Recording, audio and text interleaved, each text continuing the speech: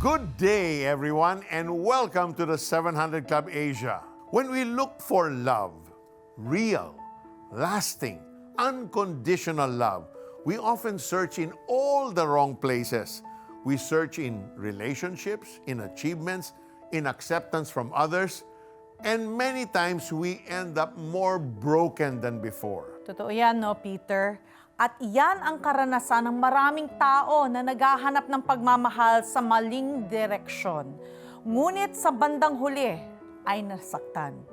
Pero ang magandang balita ay ito. Meron tayong Diyos na siyang tunay na lover of our soul. Siya lang ang makapagbibigay ng pagmamahal na kumpleto at walang hanggan.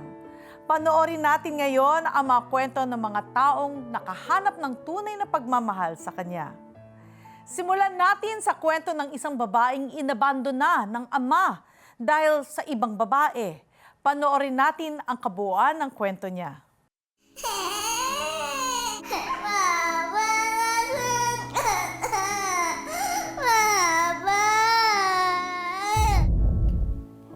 Bata pa lamang si Margaret ay nananabik na siya sa kanyang ama. Iyan ay dahil maaga itong nawalay sa kanya dahil sa pagtatrabaho sa ibang bansa. Kaya naman isang araw, We received letter from OWA. So dun sa letter, nagulat kami na kahit isang pangalan namin wala dun sa beneficiary niya. Pero meron dun 2 pangalan ng lalaki na nakalagay dun relationship is son sa kanya. So dun namin din na-confirm na meron na siyang ibang family. ang pangungulila ni Margaret sa ama ay nagsimulang mapalitan ng puot. More than 10 years din siguro yun na, yun nga, parang wala siya. So lumalaki ako nung wala siya. Alam mo yung naghahanap ka ng magde-defend sa'yo, yung magpa-protect sa'yo. Pero wala akong matakbuhan. Kaya naman laking gulat nila nang isang araw ay dumating bigla ang kanyang ama. Bakit bigla ka nandito? Ibig sabihin ba nito, uuwi ka na sa amin? Hindi eh. Hindi pwede. Sa halip na balikan, muli lamang silang iniwan ng ama. Kaya naman, Umiiyak din ako kasi sabi ko, Dad, kung hindi mo sana ginawa, sana okay ako. Ang dami rin namin paghirap. Kailangan ko mag-work ng maaga nun para lang mapagtapos ako ng college. So yun nga, kina-question ko rin si God, bakit pa ako pinanganak? At very young age, sinakal ko yung sarili ko sa ilalim ng kumot kasi parang sabi ko, sana mamatay na lang ako. Siguro pag nawala ako, baka yung problems din ng family mo mawawala na kasi baka ako lang naman yung may dala ng mga problema na yun eh. ang puot na iyon ay unti-unting nagbunga kay Margaret ng paghahanap ng kanyang halaga sa iba. Baka sakaling yung love na yun, baka sakaling mapasaya niya ako. Kaya naman isang araw, I'm trying to call my friend. Pero, wrong call yung nangyari. So, merong na-dial na ibang number na yun yung contact ng sister ko. Hello? Sino to? Then, yung Yep. wrong call na yun, sobrang Wala akong kilalang Yep. makulit siya. So, sabi ko sa kanya, wag na niya i-save yung number ko, wrong dial, ganyan, wrong number. Tapos yun, parang everyday, magte-text siya, good morning, ganyan. Ando din yung, siguro nga kasi longing ako sa attention. So, hanggang sa naging every Sunday na yun, lalabas kami, ganyan. Yep. subalit di akalain ni Margaret na ang kanyang kinabitang kaligayahan ay biglang masusubok. One morning, di siya nagparamdam sa akin. Tapos suddenly, bigla na lang may nag-text. Sabi niya, hoy, malandi ka, tigilan mo yan, ganyan. Parang may asawa na siya, pwede ba, ganyan, ganyan. Hindi ko pinansin. Kasi yun nga, and bakit ako yung aawayin mo? Eh, victim ako dito, parang gano'n. Yun. Tapos every time din na i-confront ko siya, syempre, lalaki, aamin ba yan? Ang sasabihin niyan, hindi yan totoo. Parang inisip ko, hanggat din wala naman din ako nakita na evidence. So parang, sige, magbubulag-bulagan na pa rin ako, parang gano'n. Ang nakakainis din kasi kung meron siyang anak, tapos kung ilang taon na yung anak niya, yun din yung time namin sa relationship, within the relationship. So parang sobrang na-feel bad din ako. I was once like that child na iniwan din nga ng father for another family. There are times nga na nagigising na lang ako, middle of the night, iyak na lang ako ng iyak kasi wala akong masabihan nung pinagdadaanan ko. sobrang nahihiya ako na mag-share kasi nga, ano sasabihin nila sa akin. Pero yun, binigyan ako din ni God ng confidence, binigyan niya ako ng freedom and courage to end that bad and wrong relationship. Kasabay ng tila paglaya ni Margaret ay kanyang napansin ang pagbabago ng kanyang kapatid. Doon na napansin ni Margaret ang pagkilos ng Diyos sa kanyang buhay. Seeing the changes in her life, parang sabi ko, anong meron doon? Bakit sa ate iba na? So, nung time na yon, doon ko naintindihan yung God's love, yung forgiveness, and doon ko lang din naintindihan na si Christ, ganun niya tayo kamahal, na yun nga parang broken pieces ako, pero okay lang sa kanya na masugatan siya, na masaktan siya, basta mabuo niya lang ako ulit. So yun yung time na nag-accept ako kay Christ, and sabi ko, Lord, sinusurrender ko na rin po sa iyo to. Alam ko, Lord, na napatawad mo ako dun sa nagawa kong kasalanan, and because of that forgiveness, I can also forgive those people who hurt me. Ang kapatawaran at pagmamahal na naranasan mula sa Panginoong Hesus ang naging daan upang mapatawad din ni Margaret ang kanyang ama. And yun yung time na yun, before siya ulit umalis, sabi ko parang, Dad, mag-start tayo ulit. We still welcome you as our father. Tunay ngang walang imposible sa ating Panginoon, gaano man kasakit ang ating nakaraan. Tanging siya lamang ay makakapagbuo ng ating pagkatao. You know, I'm glad that Margaret made amends with her father. I mean, kasi talagang we get our identity, no, sa ating earthly father. More so, we need to get our identity from our heavenly Father. Tama, because that has now become part of her healing. Yes. Importante yun. So that her other relationships will be good relationships, hindi yung mga maling desisyon. You know, Margaret's story is a powerful reminder that the voids we try to fill with people, with romance, with validation, with belonging, can only truly be filled by God. She looked for love in so many places, and yet the one who loved her the most was just waiting all along. Yes. At kung ikaw ay nanonood sa amin ngayon, ay nasa kaparehong sitwasyon. You know, pagod ka, na naghahanap ka ng pagmamahal, pagod kang masaktan, sawang-sawa ka na, nahabulin ang mga taong iniiwan at tinatraidor ka lamang. May magandang balita ako sa inyo. Jesus is a true lover of our soul. Hinding-hindi ka niya iiwan at nais niyang tanggapin mo ang alok niyang walang hanggang pag-ibig. If that is your desire right now, and you're saying, Lord, I just want to surrender everything to you, we can pray that today. It's not an accident you're watching, and the Lord has been knocking at the door of your heart ever since. It is this appointed time that you may open the door of your heart to Him right now. Let's pray. Panginoong Jesus, Lord, pagod na pagod ako, Lord. I have been trying to find love in my own way from people. Sinasaktan lang ako, Lord. But Lord, I realize you are the only one who truly loves me unconditionally. Lord, you died on the cross para bayaran ang aking mga kasalanan. Your word says, for the wages of sin is death. It's only by your death, Lord God, that you paid the penalty of my sin. So ngayon, Lord, tinatanggap ko ang libreng regalo ito. Binubuksan ko ang puso ko, Lord, sa inyo. Please come into my life. Be my Lord and my Savior. Thank you, Lord. Lord, please help me. Forgive those who have hurt me so much, Lord God. With the same forgiveness you have given me, Lord God. And from this day on, please bring people into my life who will teach me more about you so that I may have an intimate relationship with you at maging buo ang aking pagkatao sa iyo lamang. In Jesus' name I pray. Amen. Amen. Sumabay ka ba sa prayer at tinanggap si Jesus bilang Diyos at tagapagligtas? Balitaan mo naman kami. Please send us the message, "Yes, tinanggap ko si Jesus," through text or via the 700 Club Asia Facebook Messenger or comment section ng YouTube channel. O tumawag sa Prayer Center para mapagdasal ka namin. Grow in your faith. Join our online Bible study group today. Just type BSG in the comment section of the 700 Club Asia YouTube channel or Facebook Messenger to receive details.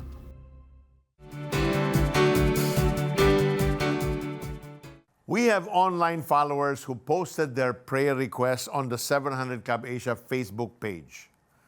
Here are some of them. Grace is praying for her husband and for the trust in their marriage to be restored. Mark is asking for strength to forgive someone who has deeply hurt him. And Edison is praying for a job.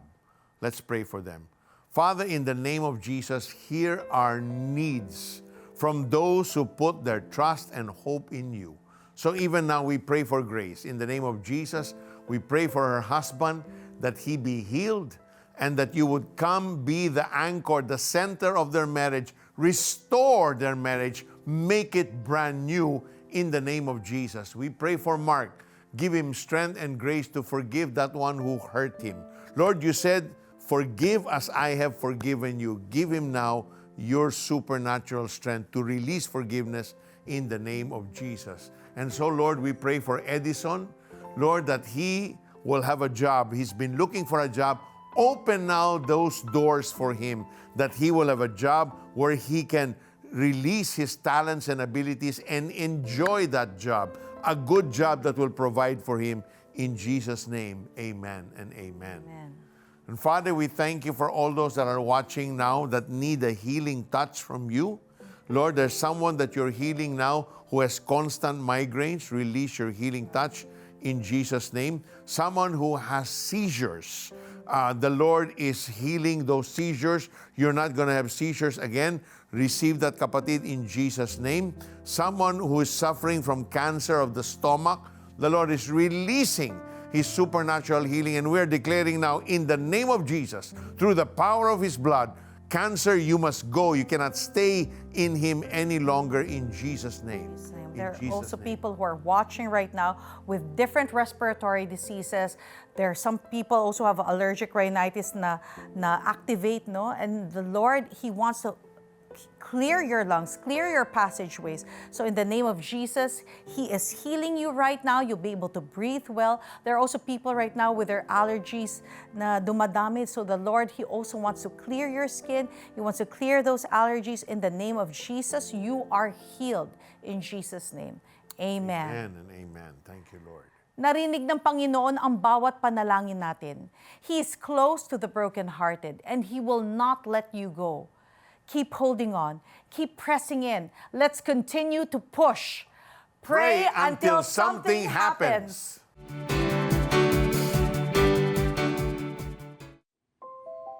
Kapwa nursing student sina Ain at ang kanyang nobyo. Sabay nilang binubuo ang kanilang mga pangarap. Para kay Ain, wala na siyang mahihiling pa, kaya naman ikinagulat niya ang isang pangyayari. Nag-break kami ng boyfriend ko noon. And sobrang sakit na hindi ko na alam kung paano tatayo. Parang moment na yun gusto ko na lang mamatay. Kakain ka lang, umiiyak ka na. Lahat ng ginagawa mo nakaka-relate siya sa'yo. Kala mo kasi yun na yung mundo mo. Inikot ko lahat ng buhay ko sa kanya lang. Ang kanilang halos 3 taon na relasyon ay natapos nang humiling ng kalayaan ang kanyang nobyo. Sabi ko, anong kulang, anong mali? Ano pang kailangan mo na hindi ko nabibigay? Pero sabi niya, wala daw pagkukulang. Just like yung mga lines talaga ng lalaki. Hindi dahil sa'yo, ako talaga. And nalaman ko nga, yun nga, merong iba. Isang araw, bagamat nakarating kay Ain ang isang magandang balita ng bagong trabaho, tila hindi pa rin siya masaya. Naging mahirap sa kanya ang pagsisimula sa trabaho. Umiiyak lang ako, di ko kakilala, kanukwentuhan ko. Kasi parang kailangan ko event to, sobrang hirap pala nito. Dahil sa wala nang makapitan at makita pang pag-asa si Ain, nagtanong siya sa Panginoon. Dumating na seeking na talaga ako. Lord, walang makasatisfy kahit sinong kausap ko. Parang hindi nare-relieve. Sa isang iglap, sinagot ng Diyos ang tanong ni Ain nang imbitahan siya ng kapatid na sumama sa kanilang simbahan. Nung time na nakakilala ko na yung Panginoon, sabi ko, Lord, thank you for allowing me to feel your presence. Iba pala yung totoong relasyon, pero iba pala yung everyday nakakausap mo siya. And everyday talagang nire-remind ka na anak, yung mga insecurities mo, cast it all to me. You're so perfect in my eyes. Ayun, agad sinabi niya sa akin. Buong pusong isinuko ni Ain ang buhay niya kay Jesus kasama ang kanyang mga hinanakit at pangamba. Naging simula iyon ng bagong yugto sa buhay ni Ain. Nagsimula siyang magkaroon ng negosyo, isang online business na nagbebenta ng damit, bags at maging wedding supplies. Naging pintuan din ito upang makatulong si Ain sa iba. Nagugulat lang ako every time nagpo-post ako sa online na Heart and Soul. Talagang nabibili. Pero meron ding rules before ako mag-post. Kailangan nakapag-devotionals na ako, nakausap ko na siya. And every time na mag-post ako doon, kailangan may verses. Naging abala sa paglilingkod sa Panginoon si Ain maging sa trabaho at negosyo. Kaya naman hindi niya inasahan ang pagkatok ng isang bagong pag-ibig. Si Jessie, isang kaibigan at kasama sa simbahan. When people ask me, parang bagay kayo, ganyan bagay kayo. Lagi akong nasa denial stage. Alam mo yun, lagi, malabo ka. Tapos hindi ko trip yung pangalan niya, Lutgarda. What the name? Parang nga gano'n. Yun, basta sobrang pang-asar lang. Ayan. Kung may darating po na makaka-hinder ng relationship natin, wag na lang po. Dumating ako sa time na ayoko na lang po, Lord, okay naman ako. Masarap, nakasama ka. Parang hindi ko na nahanap yung love coming from the opposite sex. Magkagayunman, sumibol sa puso ni Jessie ang paghanga kay Ain. Noon siya'y naglakas loob na magtapat sa dalaga. Kasi parang feeling mo nasa paradise kay alone with the Lord. Tapos biglang meron darating naman na di mo alam kung papapasukin mo kasi ayos ka naman eh. Tapos ang sabi na lang ng Panginoon nun, anak, give him a chance. Matapos maipanalangin ang isa't isa, naging magnobyo si Jessie at Ain. Yung verse lang na perfect love casts out fears. Doon pa lang, ang dami ko kasing fears nung time na yun. Sabi ko, I thank you, Lord. Kasi itong fear na to, hindi para sa'yo. Hindi galing sa'yo. Pero thank you for comforting me in that verse na perfect love casts out fears. Sabi ko, ito pala yun. Makalipas ang ilang taon, sila ay ikinasal at ngayon ay magkatuwang na naglilingkod sa Diyos. Ang Panginoong Jesus talaga yung nakapag-satisfy ng love na hinahanap ko from the day na kabataan pa lang na until now, na may asawa na, siya pa rin. Every day, pinaparamdam niya sa akin kung ano-ano siya. God is provider, He is immutable. Pinaparamdam niya sa akin, iba't ibang karakter niya. Only when Amy aligned her heart with the Lord's heart did everything fall into place at nakita niya yung purpose ni Lord sa kanyang buhay. Oo nga, praise God. Actually, I'm glad that God took away that boyfriend before. Right. Kasi she was making him her idol. Tama. You know, kaya siya ang daming insecurities kasi lahat ng love niya doon na sa guy. But God wants us to put all our love, to make the center of everything God first. Then He will give us His best. Diba? At minsan kailangan natin mawala ng lahat para matuklasan ang pinaka-importante na bagay.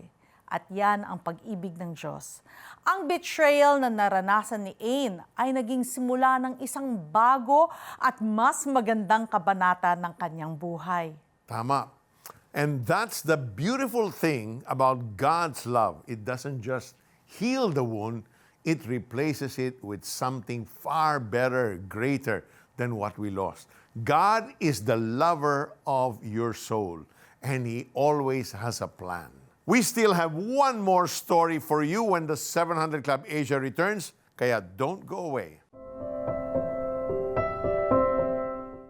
Whatever it is you're facing, when you are anchored in God, even in chaos, there is calm inside of you. Receive encouragement. Donate any amount sa CBN Asia at magkakaroon ka ng exclusive streaming access sa Kay Lord Sure Ka, audio teaching ni Peter Kairos. In times of crisis, we can stand fearless together. Kapag nag-donate ka ng 5,000 pesos sa CBN Asia, matatanggap mo ang limited edition Fearless t-shirt plus exclusive streaming access sa Kay Lord Sure Ka audio teaching ni Peter Kairos. Be a CBN Asia partner today. Sa among lugar, lisod jud kaayo kay tungod sa among dalan nga nadaot sa landslide. Nag-umar amang ko sir, nagsagingan. Purot akong tanom sir. Agad na inactivate ng Operation Blessing ang One Step Ahead Fund nito para makaresponde sa paunang pangangailangan ng mga residente. Importante kay namo. Nagpasalamat kay kog dako. Labi na gid ninyo nga nindool gid mo. Nilipay kog dako. Salamat sa inyong patuloy na suporta sa CBN Asia. Ang mga pamilyang naapektuhan ng bagyo ay nakatanggap ng agarang tulong dala ng Operation Blessing. For a widow like Consolacion, this assistance is a powerful reminder that God sees her pain and has not abandoned her. You too can help bring Christ's love to people in crisis. Become a CBN Asia partner today and help Operation Blessing respond quickly to families struggling and give hope when it is needed most. To donate, simply scan the CBN Asia QR code on your screen. God bless you.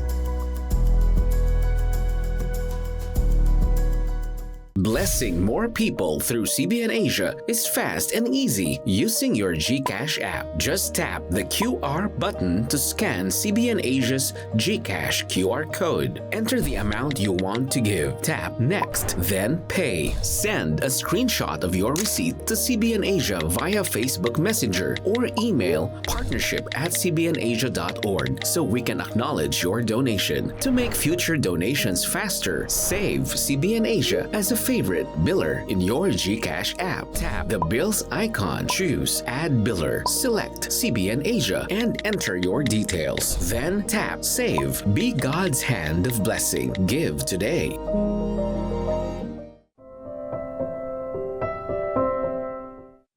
Sa isang maliit na negosyo lamang kumukuha ng ikabubuhay si Aling Susana. Ngunit malaking sagabal sa kanyang paghahanap buhay ang nararanasang sakit ng ngipin. Mahigit 1 taon na niyang tinitiis ito. Kasi kumikibot pati yung sentido ko, gumaganon siya. Halos lahat hindi mo na malaman kung sana sakit na. Parang halos lahat ng ngipin masakit na. Dala ng kahirapan kung kaya tinitiis na lamang ang sakit. 800 ang pabunot ng isang ngipin. Siyempre, para makapagpabunot, sayang 800. Titiisin ko na lang kahit paano. Minsan umupa-upa naman yung sakit naman ng ngipin ko. Laking tuwa niya nang magtungo doon ang Operation Blessing Mobile Clinic para magsagawa ng libreng serbisyong medikal.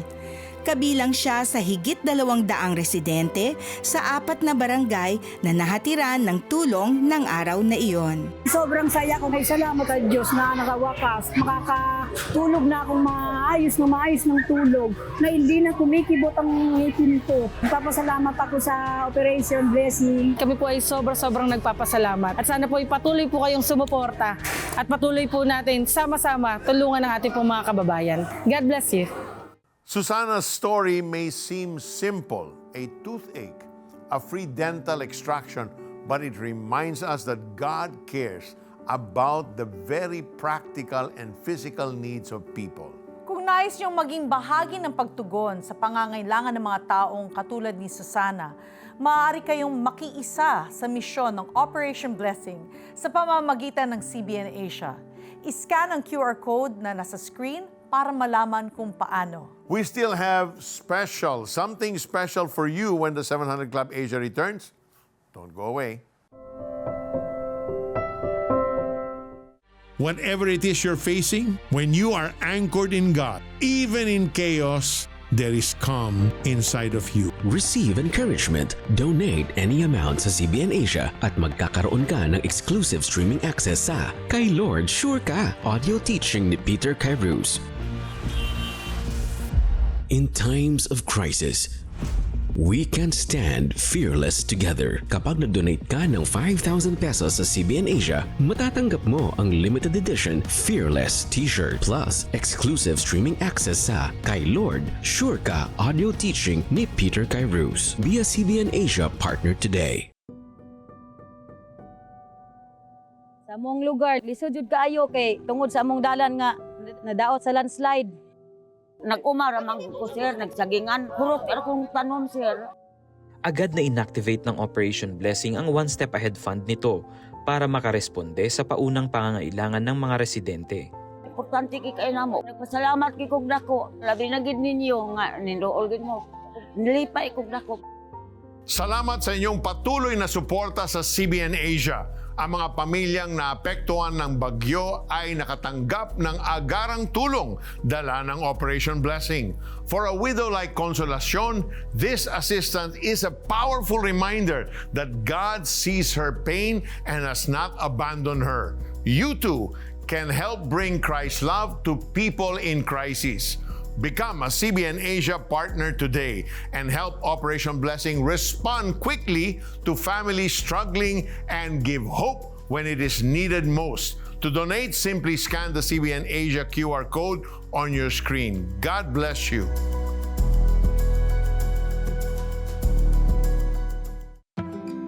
Ang salita ng Diyos ay isang tanglaw. Liwanag sa dilim, gabay sa naliligaw. The best kong babasahin at ibabahagi mo araw-araw. Dahil ang ilaw ng mundo ay ang salita na namumuhay sa iyo. Panahon na upang maging tanglaw.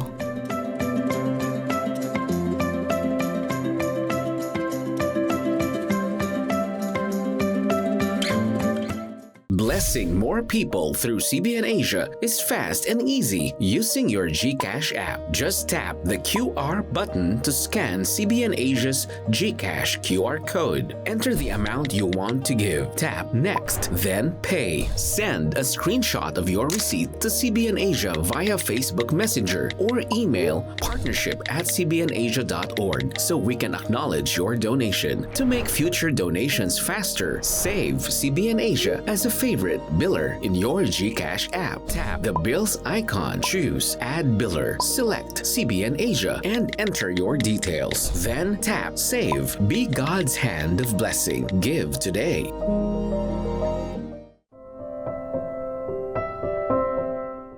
Today we were reminded that the love the world offers will always fall short, but the love of God never. Amen. At ito ang pangako ng Diyos para sa bawat isa sa atin. Sa Zephaniah 3:17, ang Panginoon mong Diyos ay nasa gitna mo, na makapangyarihan na magliligtas. Siya'y magagalak dahil sa iyo na may kagalakan. Siya'y magpapahinga sa kanyang pag-ibig. Siya'y magagalak sa iyo na may pag-awit. In English, the Lord your God is with you, the mighty warrior who saves. He will take great delight in you. In His love, He will no longer rebuke you, but will rejoice over you with singing. Walang kondisyon ang pagmamahal sa atin ng Diyos. He is the ultimate lover of our souls. Amen. And if you need prayer or want to share your breakthrough, reach out to us on the 700 Club Asia Facebook Messenger or call the number on your screen. You can also partner with us by scanning the CBN Asia QR code. May God bless you and keep you. May He make His face shine upon you and give you everlasting peace. God bless you. Ngayong Huwebes, Paningin ni Fabian lumabot dahil sa maghapong pagkabilad sa init ng araw. Tuluyan kayang mabulag? matapos iwan ang pamilya dahil sa ibang babae, tanggapin pa kaya siya ng asawa kung siya'y magbabalik? 5 piso kapalit ng kinabukasan. Paano binago ni Teacher Ai ang buhay ng mga bata? Liwanag sa gitna ng dilim. Tampok sa The 700 Club Asia. Huwebes, alas 12 ng gabi sa GMA.